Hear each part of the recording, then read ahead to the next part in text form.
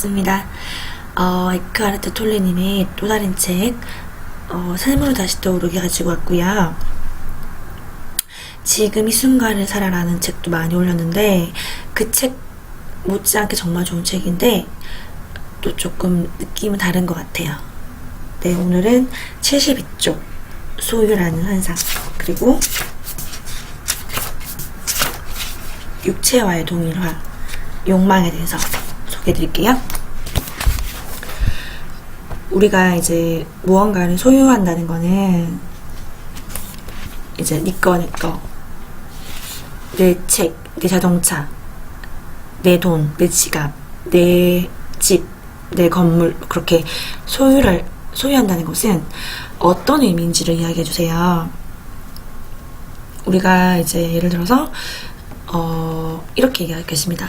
뉴욕에 있는 초고층 빌딩을 가리키면서 이 빌딩은 내 거야, 내 소유야 라고 말한다면 엄청난 부자일 것이다. 아니면 망상병 환자이거나 거짓말쟁이일 것이다. 그런데 어떤 경우든 간에 이것은 나라는 생각 형태와 건물이라는 생각 형태가 하나로 합쳐진 이야기를 하고 있는 거래요.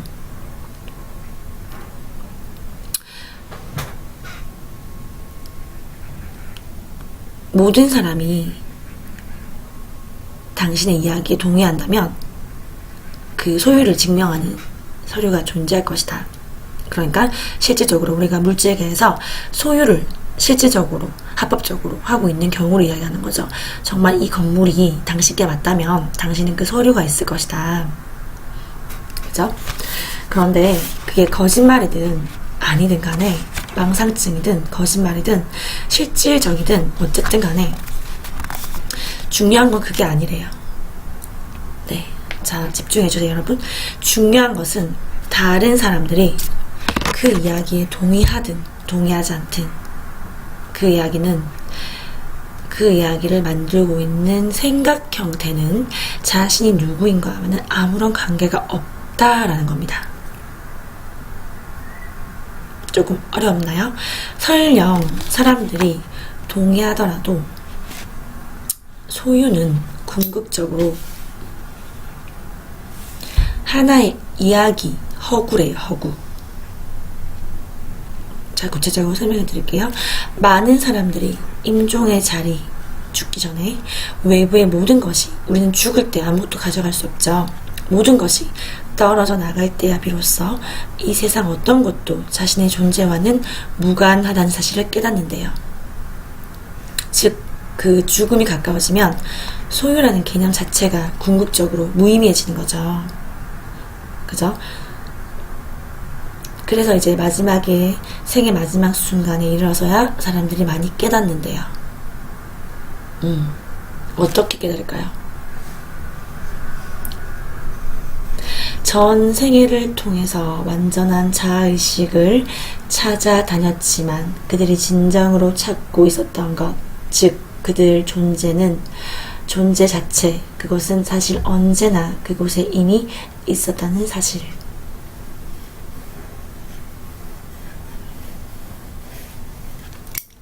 하지만 대부분 자신의 소유물과 동일화시킨대요.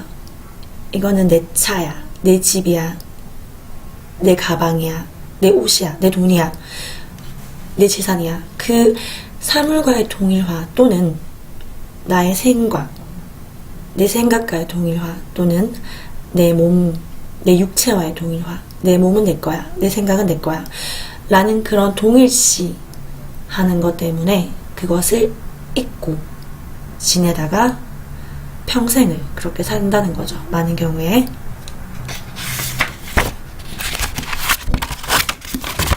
(74쪽입니다) 그래서 동양에서든 서양에서든 오래전부터 영적 수행으로 모든 소유를 부정해 왔대요. 그 법정 스님이 무소유가 생각나네요. 그죠? 그러나 소유를 포기한다고 그것만으로 자동적으로 에고로부터 자유로워지는 것은 아니래요. 그러니까 예를 들어서 물질적 소유에 대한 관심을 초월한 위대한 사람이며 다른 사람보다 더 많이 영적이며 정신적으로는 더 강하다는 자기의 정체성에서 또 에고가 발동을 하는 거죠. 그러니까 한 가지 동일화를 번져 던지면 에고는 또 재빨리 다른 것을 찾는데요. 그래서 남들에게 어떻게 보이는가는 자신은 어떤 사람이며 누구인가를 비춰주는 거울이 됩니다. 에고의 자아 존중감은 많은 경우 다른 사람들의 눈에 비치는 자신의 가치에 매여 있다고 합니다.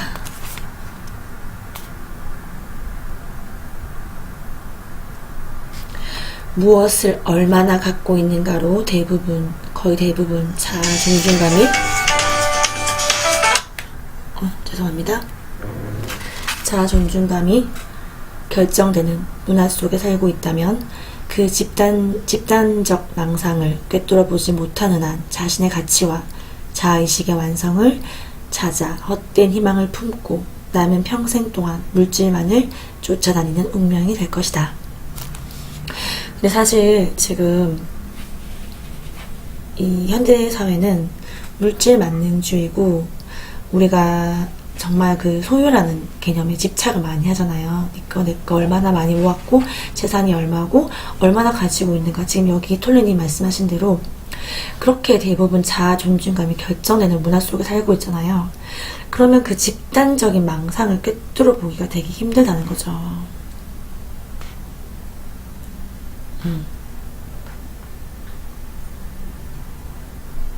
자, 그래서 어떻게 하면 되느냐? 어떻게 하면 물질에 대한 집착을 내려놓을 수가 있는가? 그런 것은 시도조차 하지 않는 것이 좋대요. 불가능하대요. 단정적으로 이야기하겠습니다. 물질 속에서 자신을 찾으려고 하지만 않는다면 물질에 대한 집착은 떨어져 나간대요. 그때까지는 자신이 물질에 집착하고 있음을 알아차리는 것만으로도 충분하다.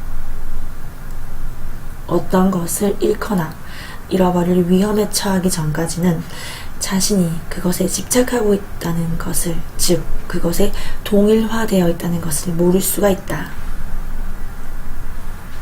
잃어버릴까봐 화를 내거나 불안해한다면 당신이 그것에 집착하고 있다는 의미다. 예전에 그 크라치 톨레님의 인터뷰 영상에서 아기들이 장난감에 집착을 하는 것이 그게 에고의 시작이라고 하더라고요. 자신이 물질과 동일화되어 있음을 알아차리면 그 동일화는 더 이상 완전하지 않다.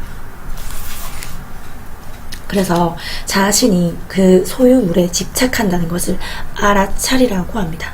그것이 의식의 변화의 시작이다.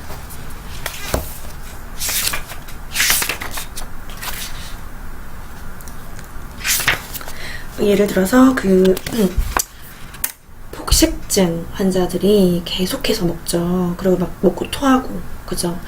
근데 그들이 실질적으로 허기진 것은 그들의 마음이지 몸이 아니라고 하죠.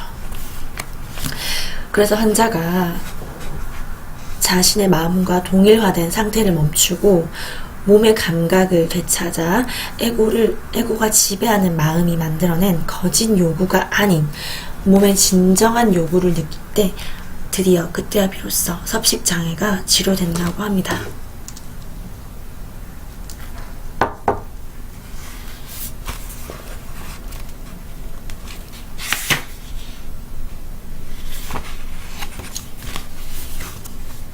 자, 다음으로는 육체와의 동일화 소개해 드릴게요.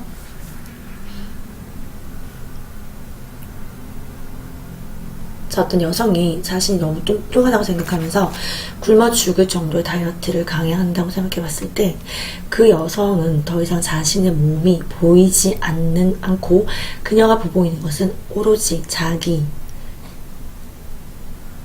몸에 대한 관념뿐이며 그것이 나는 뚱뚱하다, 뚱뚱해질 거야 라고 알려줍니다. 이런 상황 밑바닥에는 자신의 마음속 자신의 이미지와 동일화가 있대요.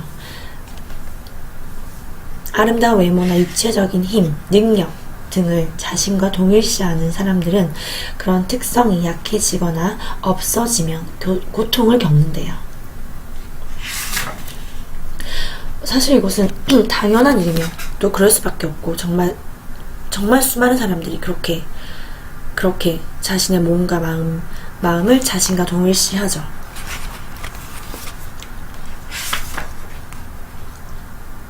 그래서 결국은 이렇게 말씀하십니다. 육체도 다른 물질적인 형상들과 마찬가지로 소유물과 마찬가지로 모든 형상이 갖는 운명, 즉 일시적일 뿐만 아니라 결국은 사라질 수밖에 없는 운명을 공유하고 있다.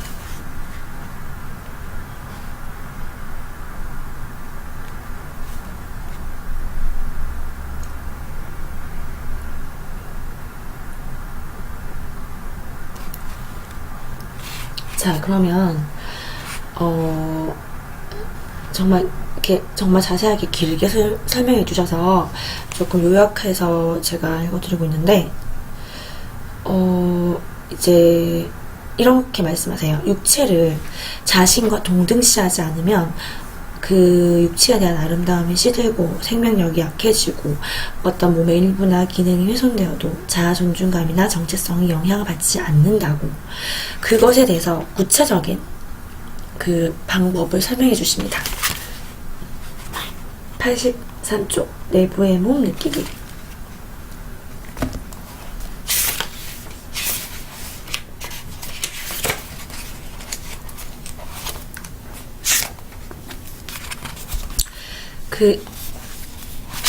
이제 내부의 몸을 느낀다는 것은 외부의 형상이 아니라 내 안에 있는 내 내부의 그 생명력을 느끼라는 건데요. 그것을 자각하는 것이 습관이 되어 있지 않다면 잠시 눈을 감고 자신의 양 손바닥에서 생명의 기운을 느낄 수 있는지 시험을 해보래요.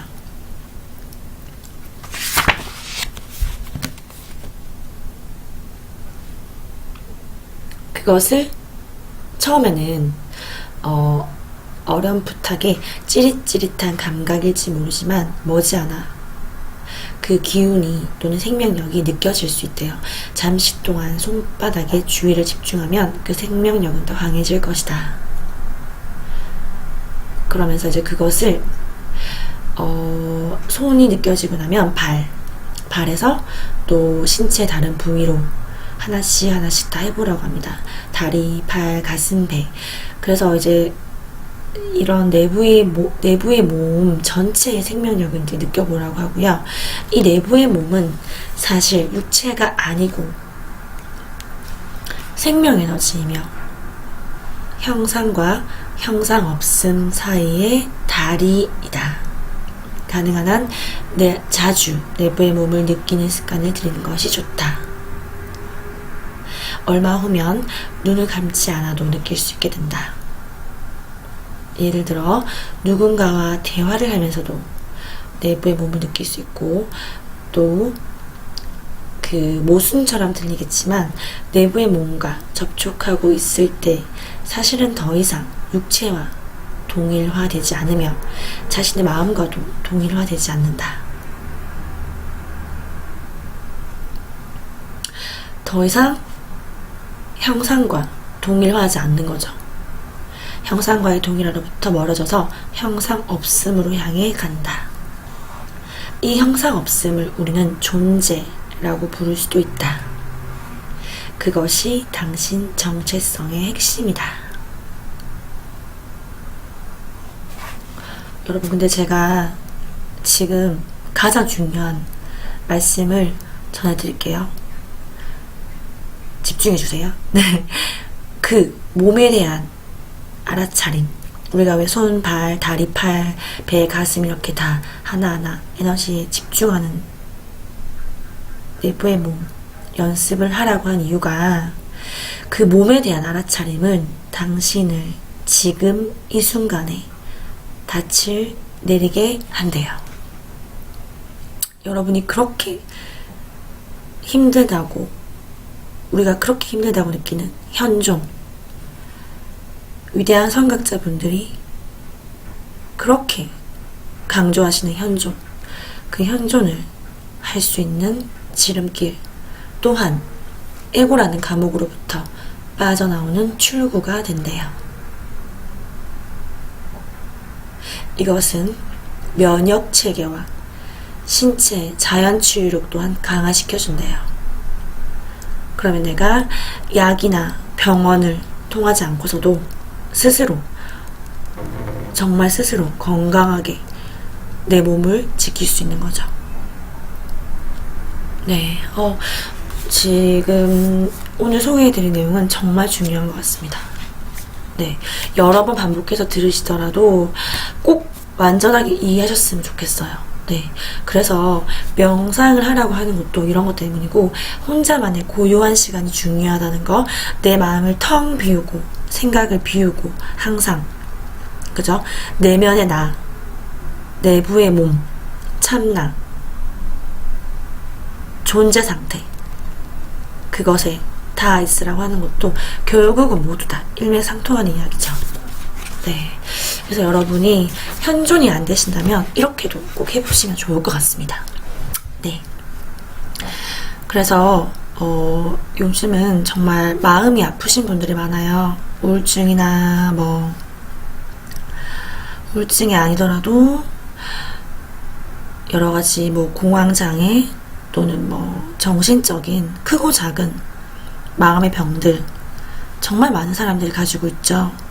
하지만 그것은 옆에서 내가 조언해준다고 되는 게 아니죠. 결국 자기 자신의 마음을 알아차리고 깨달아야 되는 거죠. 그렇게 해서 이제 그것을 스스로 알아차리고 보듬어주고 치유하면서 흘려보내고 그렇게 돼야 되는 건데, 만약에 내가 정말 이 사람을 치유해주고 싶다라는 사람이 있다면 우선은 첫 번째, 자기 자신부터 치유가 돼야 되고요. 자기 자신이 완전히 사랑으로 가득한가 되물어 보셔야 하고요. 두 번째로는 그 사람에게 내 안에 있는 가득한 사랑을 우리가 보낼 수 있어야 된다고 하죠. 내가 완전하게 치유되고 내가 사랑으로 가득하면 만물을 사랑하게 되기 때문에 그 주변 사람들도 그 사랑을 받을 수 있죠. 에너지를 느낄 수 있죠. 그러면서 여기서 나오는 이런 좋은 방법들을 이렇게 마음이 열려있는 사람들에게는 같이 공유해주는 것도 좋을 것 같아요.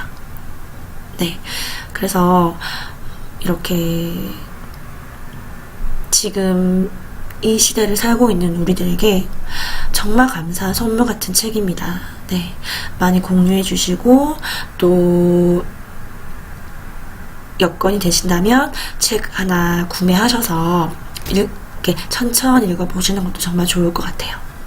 네, 모든 성각자 분들의 공통된 진리를 계속해서 책과 영화를 통해서 즐겁게 진심으로 소개해 드리겠습니다. 감사합니다.